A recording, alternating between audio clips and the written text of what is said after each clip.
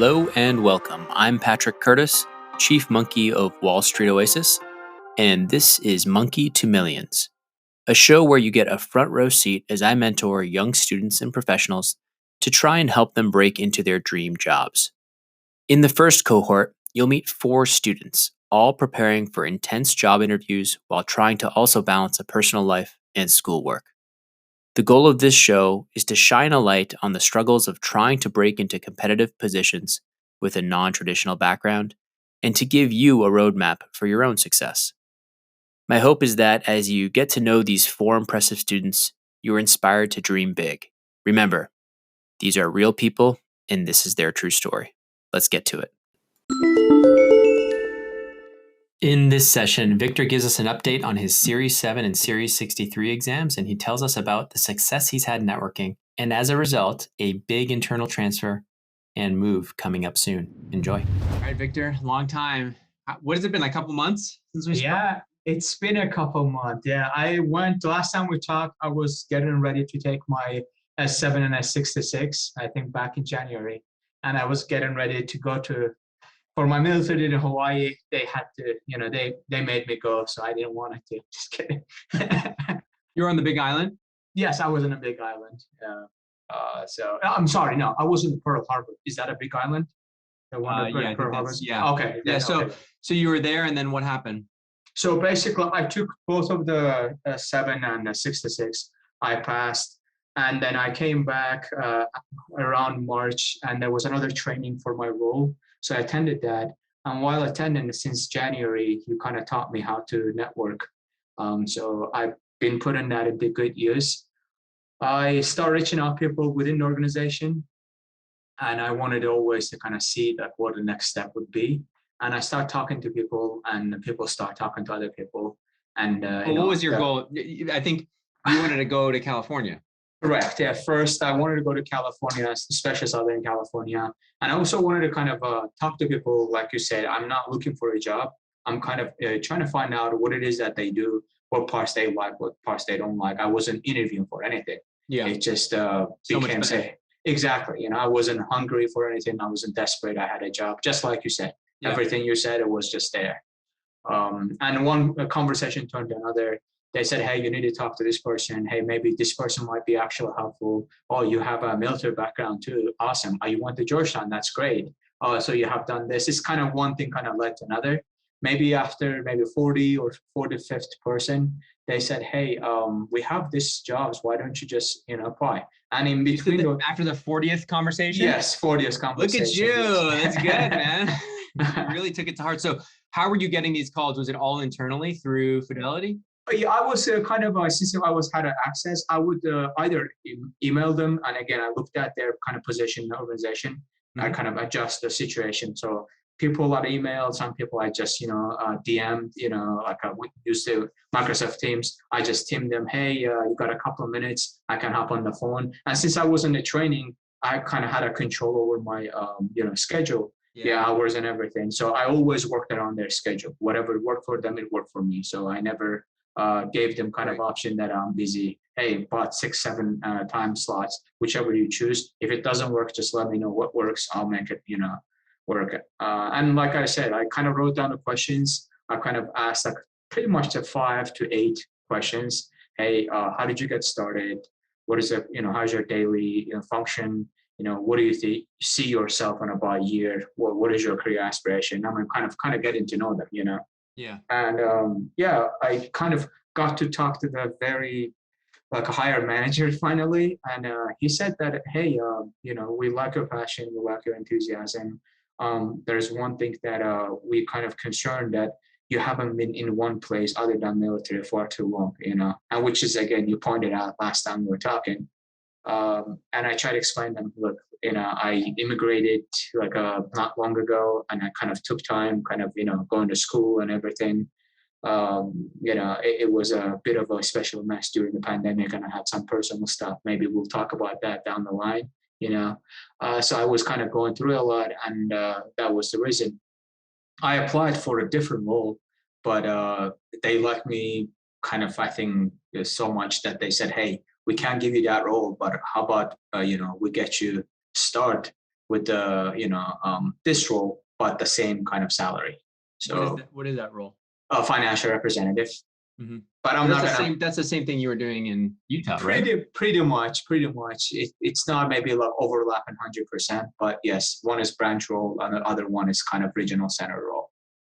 Regional center versus branch. Yeah, Do you know the yeah. difference between those two? Can you help explain it? Absolutely. So the regional centers are more of like working in kind of call centers, and although within there is a kind of nuances. I'm not a client service team. I'm part of the sales team. So I kind of I have certain like clients that I take. I don't take every single client that comes my way, which is awesome because that would be crazy, because I did that during the training. It's a great role, but I'm glad that I got this role because it's investment solutions. I basically try to take the clients who's got actual guidance and planning needs, what it is that they want to invest in, and I take. It's a higher level. It's a higher level. Yeah. I can kind of dig deeper instead of like it's gonna sound bad, but I'm not looking down at all. It's not like a change in passwords all day long, and I do that too, but it's not my main job. More of a like a it's like a auxiliary part of it. I try to take care of the customers. So they were open to kind of transferring you to just apply to this role, the people at least in California. Exactly. And so was your networking kind of like geared towards people in California? Yes, mostly about like a 95%. I have like some mentors that I'm working with in that firm, but again, this is like. And why SoCal? Just for people to understand, why did you want to go to Southern California? So besides the weather? To be honest, it's gonna sound so silly, but most of my friends and the networks that I know, they live in California. I love California. I know everyone is running away from that. I get it, but I love California. I'm in California. Hey, you don't have to sell me. Yeah, but and also like again, it's just going to be a little more statistic I'm about to give. California is the fifth greatest economy in the world that just surpassed France. And I keep coming here, and California is going down the drain. I look at their budget surplus. I look at the 39 million people. There's a huge market, and I'm not saying there is no problem, but if you produce 1/6 of the United States economy, I mean, I am not really sure, what I read is right. But again, that's just my. Well, I think more importantly, there's the opportunities, right? Like exactly. But again, you're near LA, and there's opportunities that come with that. So absolutely. Tell me a little bit about it. SoCal isn't as big on the finance side, but it's there. Yes. So tell me a little bit about like these calls. So they said, "Well, just apply." So then how did you break it to the people in Utah? So I always want to do like well, honest is a good policy kind of thing. I want to do best work, even though right now they know that I'm living and I'm signing up for all the overtime because I know I've read it.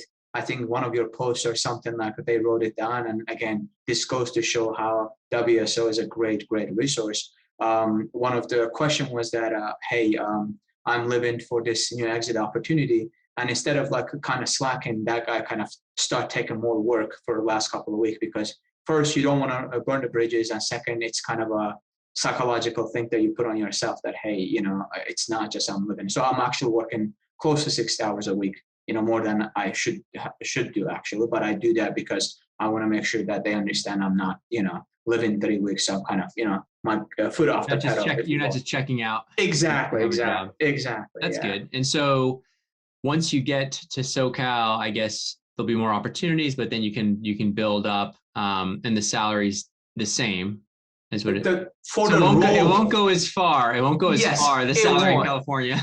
It won't. And you asked the question, how do I break it down? So I started like since October, November. I said, hey, this is my long-term goal. And they told me that, well, we have this policy that you have to be minimum of 1 year in one role to kind of show us the metrics. What have you done for work? You just got here. We're helping you get your licenses. And I said, oh, no, totally understandable. And again, I wasn't really looking forward to get that. The recruiters I talked to, pretty much 4 out of 6 told me that, hey, talk to us in about 7-8 months. Talk to us about a year, But the one person that, hey, why don't you just talk to this guy? And then let's see what flows from that. And I did talk to that guy, and that guy was awesome. And he hooked me up with another military veteran who's there. And then basically that's how it rolled. And I applied for a total different role since I've been reading the blog and I've been top on the market news and everything. I think at one point we talked about like a Financial Times and Wall Street Journal. I keep still reading them. At this talking about the Fed tightening. It's a really interesting time right now. Exactly. Yeah, I just kept talking about all of that stuff, and then the top guy, he said that, wow, that's really awesome. And there was of course few things I made a mistake. I got really a bit too excited. My language could have been concise, but I was kind of just going on. But I'm just saying, overall, it was great. And then they told me that, hey, Victor, when would you like to move? And I said that I need to talk to my manager because I always kept them in the loop. Say, hey, they offered me the job. I'm not sure if it's an interview. And they told me I would treat this as an interview. You never know. So I was gonna treat it as an interview, but I want to kind of make sure that what his take is. So long story short, I had them to kind of talk to my manager, and I said to Victor, I really like you, but I don't have metrics to show to what you have done because you haven't really started. You're training here and then you're living right away. Usually people do train and stay another after 6 to 9 months to show what they have produced. And again, it wasn't the ideal way. I wouldn't really recommend for everyone, but I always wanted to kind of come to California, go back to California. So have you moved here? I've lived there, yes. When are you moving? When's the date? The end of May, last days. Okay, yeah, very soon. 3 weeks. Yeah, I have about 3 weeks at this job, and then I have to kind of, deal with my lease. I already have a place there. I'm gonna live in Israel. Well, the good news is you're jumping, but you're not jumping companies. No, yeah. So that's good. So on the resume, it doesn't look like a jump.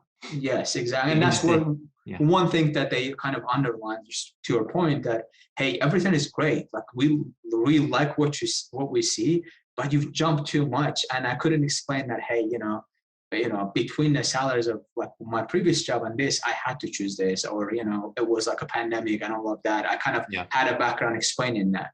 So, but you're right. I that's what I want to stick with the company for a couple more years. And if it's good, far more than that.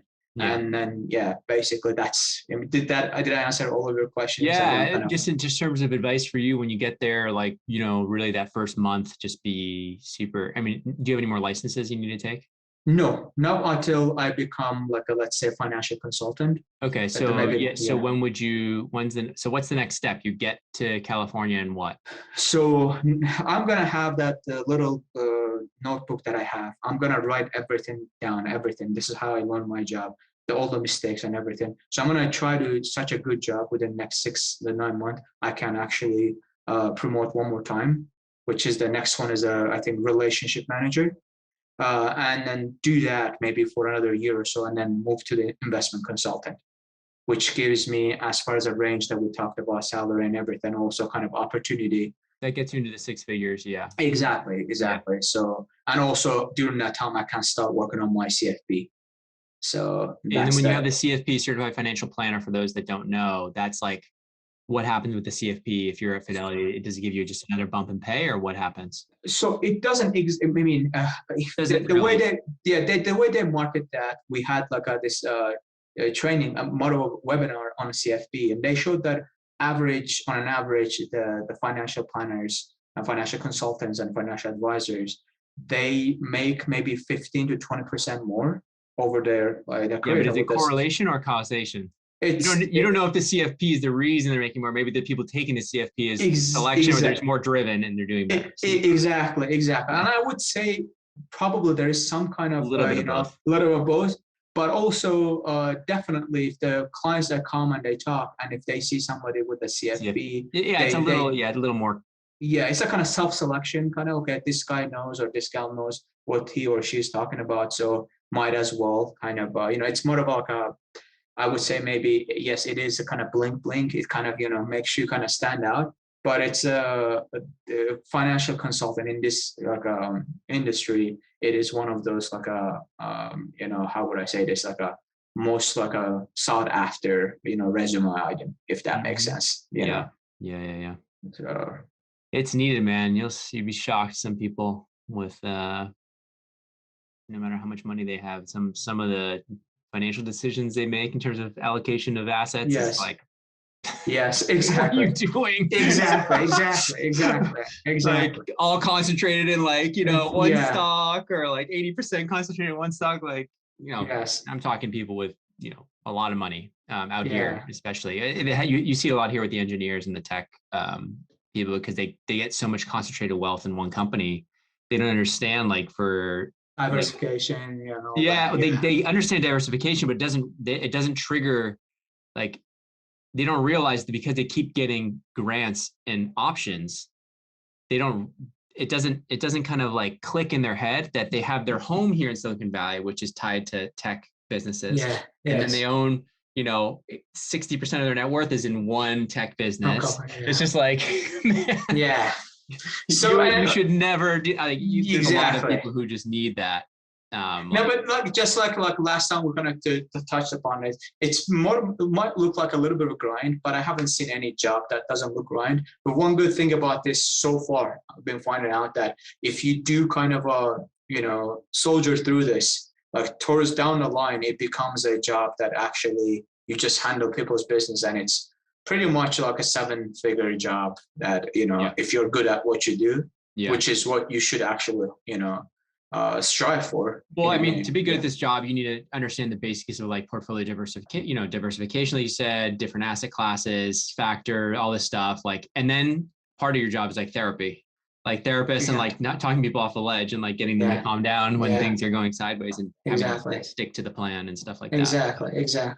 I mean, it's very much a sales role. Yeah. But very much a sales, or if this is not just you go, crunching the numbers, you need to be able to have people's skills. To be honest, one reason, the most important, is I want to do the branch because I want to do face to face with the people. I want to kind of gauge their reaction, how I talk, do they understand me clearly, what kind of, emotions that I kind of, arouse in them. Do they kind of feel, or seem happy? Does that make sense? Job. It's really good when it's just rewarding when they feel like, okay, you can tell them like, you're okay.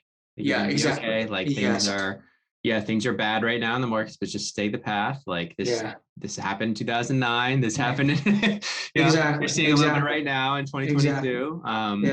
It's a scary time, but I think it's pretty rewarding because you're kind of guiding people. So it's a pretty cool career. So I think, when you get there, I think the plan to stick it out for a year or two is a great plan. Investment consultant. I don't think you need to be like gunning crazy for networking, but I think it should just become a habit. Yes. Not just, and then when you get there, not just internally at Fidelity, but just talking to people, because you never know what opportunity might come up within a few years to jump. But I'm not saying to jump, but no. Which brings me to my next point. I actually want to one of those, maybe because I have a few things I need to tell you for the summer.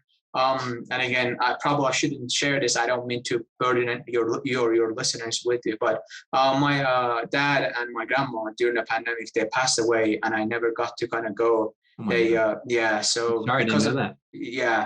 So it past 3 years was from COVID, you mean? To be honest, I don't know. They don't know either, but they were sick. They had underlying conditions, but it never came on. This is exactly COVID reason. But they passed away. It was right around the pandemic time. Yeah. So I never got to go because of all that craziness going on in my personal life. Yeah. And I'm kind of living to kind of go to, I have to go do the services and everything. But I'm going to be in Turkey and then Azerbaijan for about a whole month. I'm living in August, and this is the slowest time. So I was kind of planning that whatever the slowest time for the work, so I can take that. But I need. And you talked to them already about? Oh yeah, I did. I wanted to make sure that since October that this is what's going on, and I wanted to make sure that I have this time. I'm not going for a vacation. Yeah. And then maybe right after I come or something like that, we can set up maybe one session, just doing a good networking on I was gonna say Twitter and LinkedIn, not Twitter. Hey, you can network anywhere. Yeah, exactly.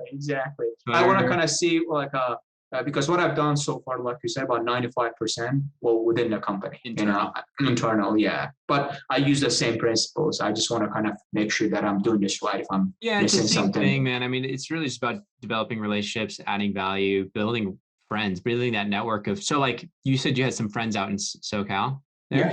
Yes. So it's good to have those friends. Gives you the stability day to day, that network.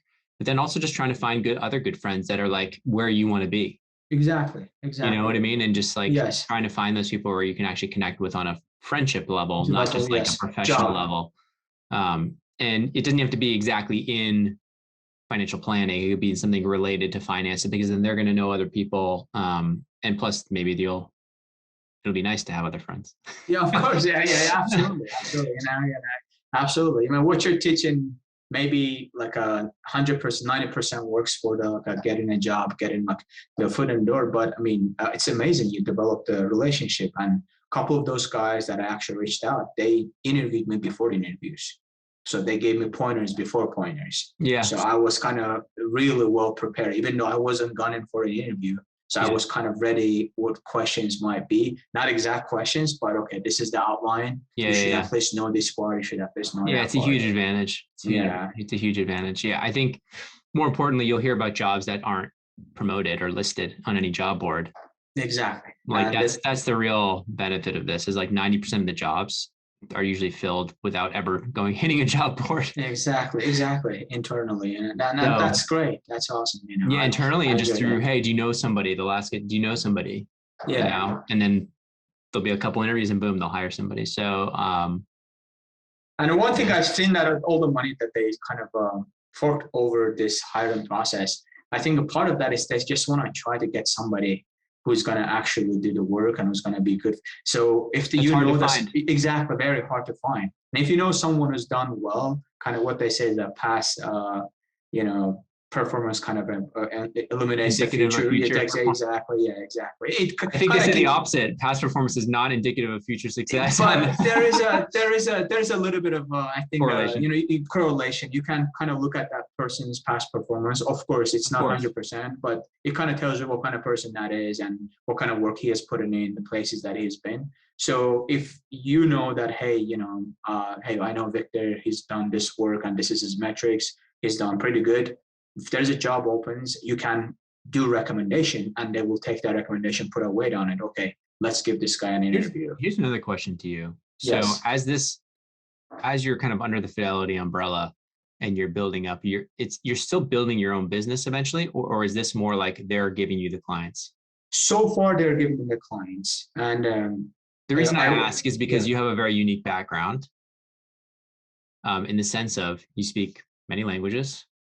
You're from Turkey or Azerbaijan, right? Azerbaijan, yes, Azerbaijan. So I bet you go very narrow niche. Talk about networking. You go very narrow niche and you build relationships with people who are in Southern California that are from Azerbaijan. Yes. Are from Turkey, Turkey. Or the post-Soviet, places. They do speak Russian. And exactly. You just start kind of building those relationships, and then they need a financial planner. They're going to go with you. Like I'm your guy. It's a huge advantage. No, but then military too.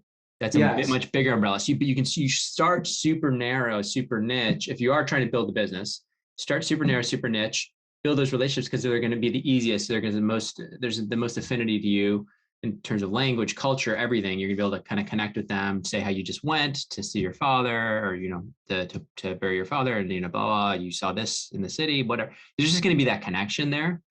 That's going to make it easier to build that kind of stronger bond. And it's not like you go to them and be like, hey, so you want me to be your financial planner? Exactly. It's like a year later, 2 years later, they're going to be asking, or they're going to know what you do.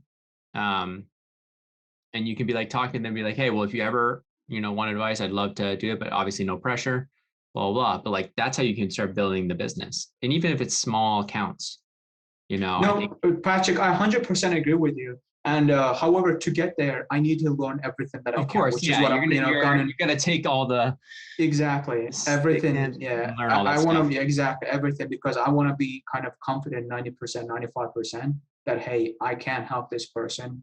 And but you're shocked at how little people know though, how much value you can add very easily. I'm shocked people are like, hey, can we talk to you about your finances? I'm like, I'm not a financial planner, but I'm like, then they tell me what they're doing. I'm like, okay, yeah, we can talk. Like, I can help you. Yeah, that's awesome. But yeah, like you said, I am looking actually into that. And also I'm trying to be a part-time real estate agent. I told you I have a friend who's a broker. And of course, my Fidelity job is going to come first as a primary. But I want to it's again, not to sell. And of course, that would be great, make some money on the side. But I'm kind of looking forward to get kind of rejected to all the cold calls to kind of talk to people. They don't like that, but I'm not desperate. So it's, I think it's like in touch with my sister-in-law. That would be she's an agent down in SoCal, and she's doing awesome. She's with Compass now, and has built out a whole team. That would be great. I just need to learn, and of course I'm going to bring something. And again, I don't need to at this kind of a stage. I think you don't get paid. There's no salary, which I don't need a salary. What I need to kind of learn, if I can bring the value, and down the line, if I get compensated, that's great. That would be awesome if you can actually put me, through with her. That would be great. Yeah. Because I want to spend my Saturdays, Sundays just doing this. I already signed up the course for everything. And one thing good about military, they are really good with the morale and welfare. They kind of taking care of that too. So that's awesome. That's awesome. Yeah. What else? Any other questions? So we'll definitely book something when you get back, September or something like that. Yeah, September. Yeah, and I was gonna say because of the branch work is a little different than regional center. Right now, my schedule is like 12:30. Around 12:30 till 10 p.m. And again, I took kind of extra hours to kind of work.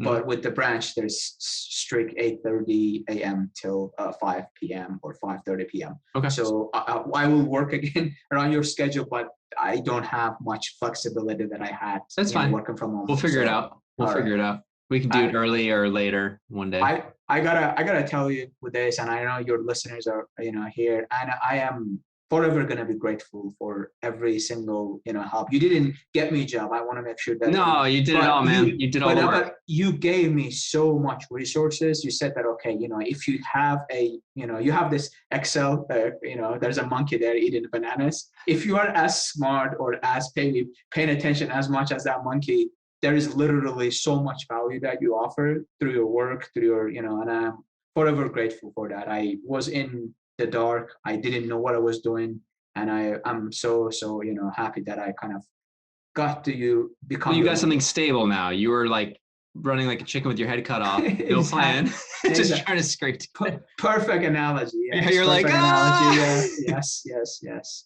Yeah, it's important to have that time, and so I think all our conversations did was just give you that time to stop and like think like what's the step, and everyone needs that. I think myself included. It's just it's not an easy it's not easy when you're like head down trying to get through the day-to-day monotony and all the tasks and all the to-dos and all the family obligations. It's a lot. So I'm happy it gave you that foundation to like think. Yeah, absolutely. And again, I was just hitting my head to the wall, and nothing was opening, and you kind of hold me down and push my head to the left. Hey, look at this and look at that, because I wasn't listening. So maybe I'm just giving kind of examples. Well, it's hard too, because like you read a lot. You're like, oh, investment banking, maybe private equity, maybe this, maybe that. And you start going like, I can do anything, and it's like, okay, yeah, but to give yourself a good shot, you need to you need to make a decision. Exactly. And kind of start learning more deeper understanding about each and any of those, including financial planning and all that stuff. Exactly. So it's great to hear. I'm very happy for you. It sounds like you're much happier than you were a year ago or a year and a half ago. Yeah, exactly. Year and a couple month, year now, almost year and a half. Yeah, so far happier and much better position, much better place, and all of that thanks to you. So I appreciate that. No, man, awesome. Well, Victor, let's stay in touch. We'll put something on the calendar for September, and keep me updated if there's anything in the meantime. Okay. All right. Will do. Thank you so much. I'll reach out for that sister-in-law connection now. Yes, please do. That I will do. Okay. Okay. Cool, Thank you so much. I appreciate that. Bye. Thank you. Bye. And thanks to you, my listeners at Wall Street Oasis. If you have any suggestions whatsoever, please don't hesitate to send them my way, Patrick@wallstreetoasis.com. Until next time.